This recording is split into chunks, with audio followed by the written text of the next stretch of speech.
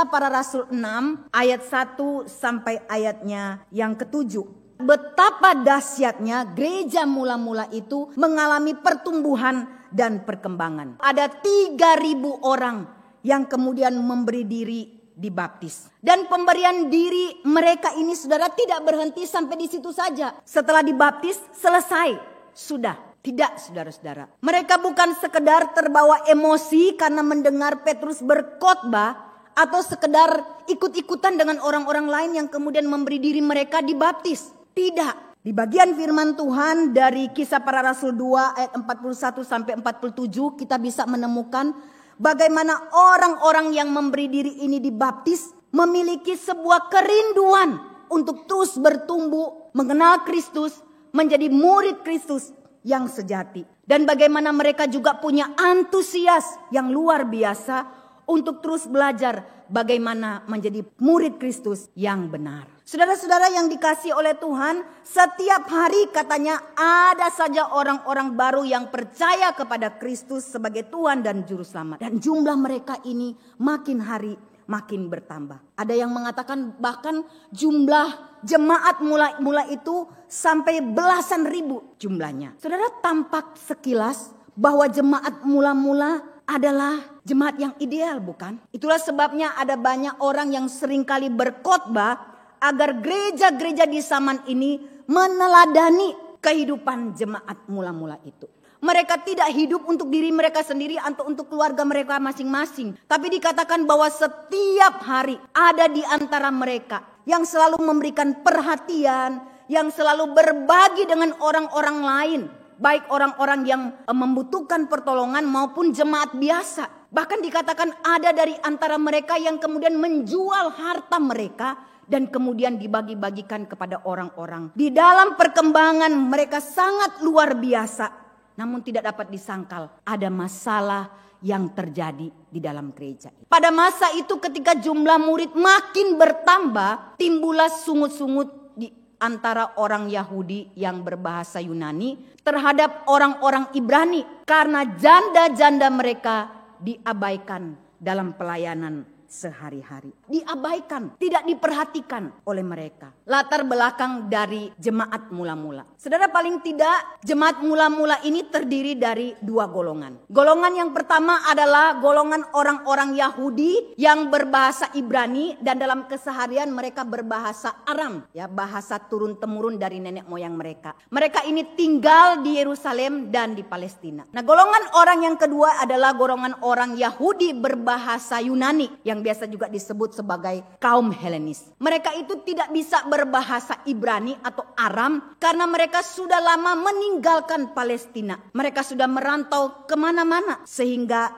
generasi mereka tidak bisa lagi berbahasa Ibrani atau bahasa Aram. Nah, saudara, pada hari Pentakosta mereka yang dari perantauan itu kemudian datang ke Yerusalem. Mereka datang untuk mengikuti perayaan Pentakosta. Dan banyak dari antara mereka yang kemudian mendengar khotbah atau pengajaran dari Petrus. Kemudian mereka memberi diri untuk dibaptis. Dan kemudian bergabung dengan pengikut-pengikut Kristus di sana. Dan menjadi anggota jemaat di Yerusalem. Di antara orang-orang ini terdapat para janda-janda. Pada zaman itu para janda di wilayah Timur Tengah tidak diperbolehkan untuk bekerja di luar rumah mereka. Dan sebagai jalan keluar yang diberikan kepada para janda ini yang sudah ditinggalkan oleh suaminya mereka, maka orang-orang Yahudi yang bisa berbahasa Ibrani ini mengambil inisiatif untuk membantu mereka, membantu meringankan kehidupan mereka. Mereka membantu para janda-janda ini baik karena mereka memang benar-benar tidak mampu atau karena anak-anak mereka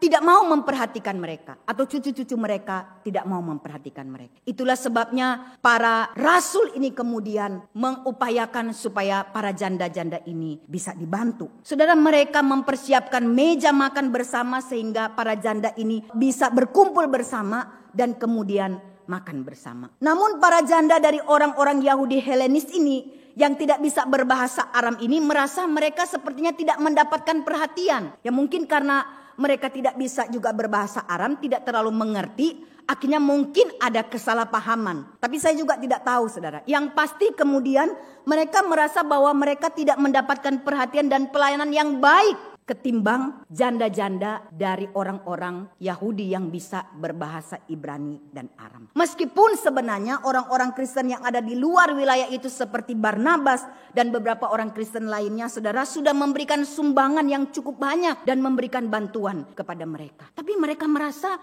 mereka tetap tidak diperhatikan dengan baik. Mereka merasa seperti disepelekan. Orang-orang yang berbahasa Yunani ini mengeluh bahwa pembagian kepada janda-janda mereka diabaikan dalam pelayanan sehari-hari. Ada beberapa penafsiran tentang masalah yang terjadi di sini. Ada yang mengatakan bahwa keluhan para janda ini sebenarnya tidak berdasar. Harusnya tidak perlu dikeluhkan, tidak perlu jadi masalah. Sebab sekali lagi mereka itu semua sudah menerima perhatian dan bantuan yang sama. Mereka sebenarnya katanya hanya iri hati saja gitu ya. Pingin dapat lebih ketimbang orang lain yang dapat. Saudara, bukankah ini juga seringkali terjadi di mana-mana? Bahkan terjadi di gereja-gereja. Bukannya bersyukur atas pemberian, atas apa yang sudah mereka terima. Tapi ada orang yang memang suka bertengkar, suka cari-cari masalah, suka cari hal, suka menuntut, serta cenderung mempersalahkan orang lain dengan alasan seperti yang dikatakan tadi. Nggak dapat perhatian,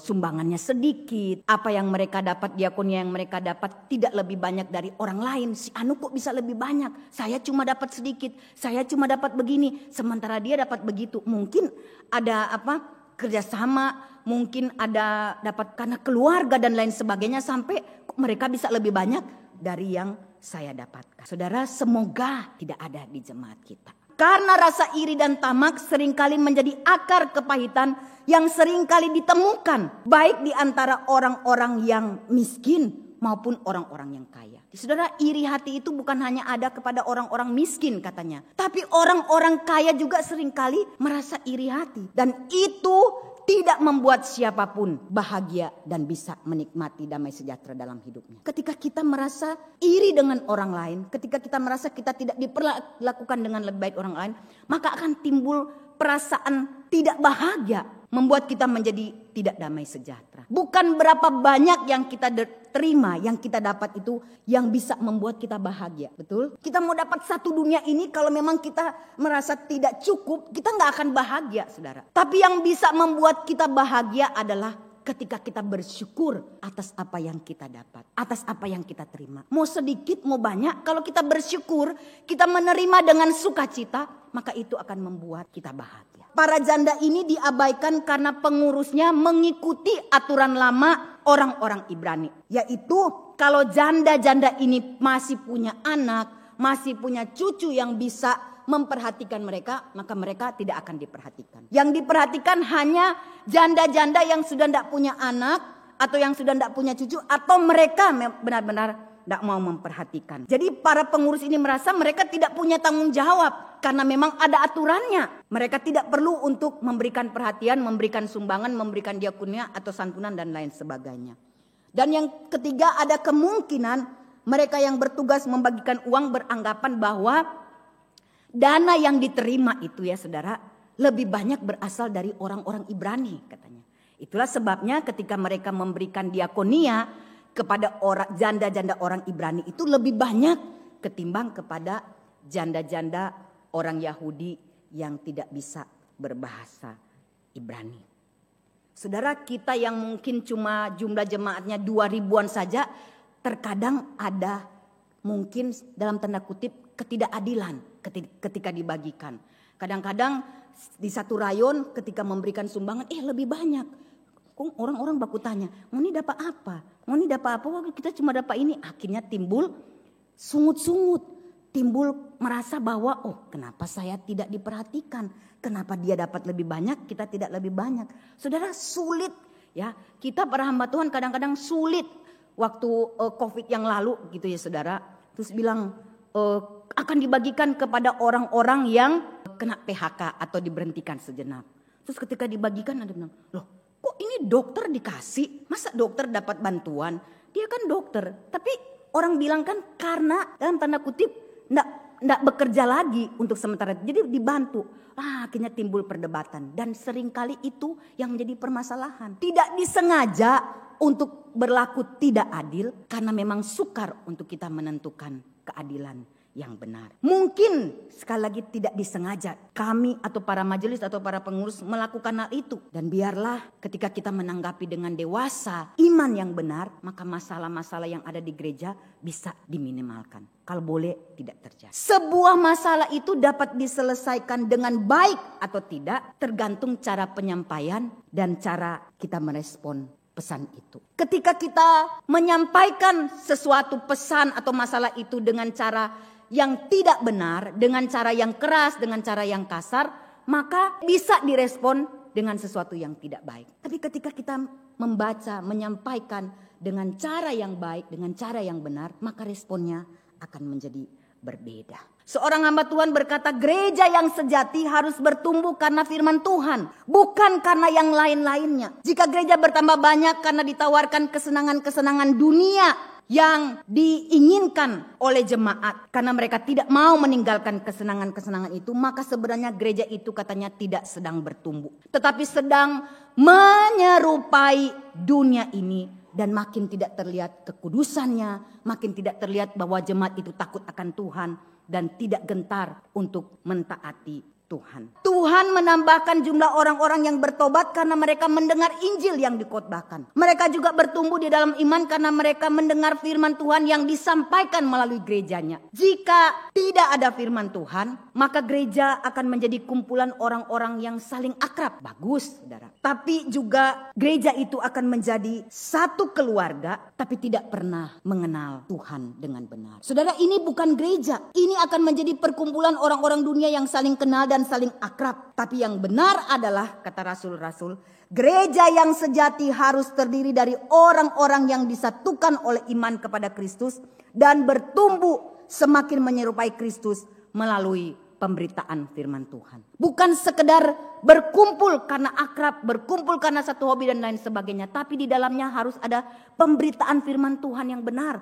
Sehingga mereka boleh mengenal firman Tuhan dengan baik. Dan mereka boleh melakukan firman Tuhan itu dengan baik dalam kehidupan mereka. Karena kita sudah tahu bahwa firman Tuhan mengatakan ada orang yang menerima, ada orang yang memberi. Dan ketika kita menerima, kita harus menerima itu dengan ucapan syukur. Saudara, kalau kita tahu apa kata firman Tuhan, maka kita bisa menanggapi dengan baik setiap hal yang terjadi di dalam hidup kita maupun di dalam gereja. Saudara, mengutamakan firman bukan berarti mengabaikan diakonia. Tetapi memerhatikan pelayanan diakonia bukan berarti mensejajarkan dengan pelayanan firman. Itulah sebabnya di dalam ayat yang kedua dan 4 para rasul tetap memberikan prioritas kepada pelayanan firman. Mereka tahu bahwa pelayanan diakonia itu baik, penting. Tapi bagi para rasul, pemberitaan firman Tuhan itu jauh lebih penting daripada pelayanan diakonia. Bahwa pertumbuhan dan perkembangan gereja yang semakin besar dan semakin banyak jumlah anggotanya, itu patut disyukuri. Pelayanan gereja yang semakin besar itu juga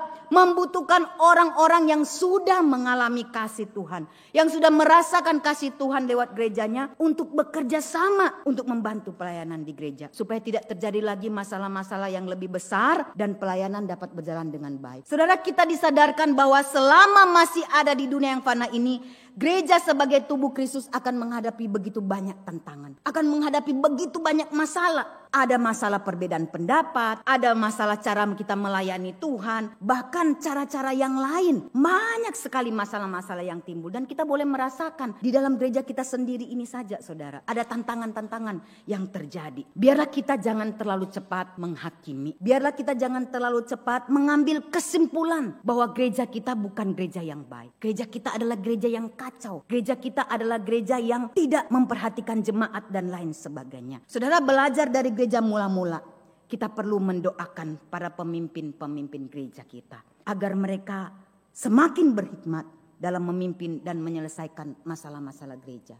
Saudara, kita perlu berdoa untuk para hamba-hamba Tuhan yang Tuhan percayakan untuk melayani di tempat ini. Saudara, berapa banyak hamba Tuhan yang ada di tempat? Kalau semua kita taruh pelayanan itu kepada mereka, kepada kami, maka kami tidak pernah akan sanggup.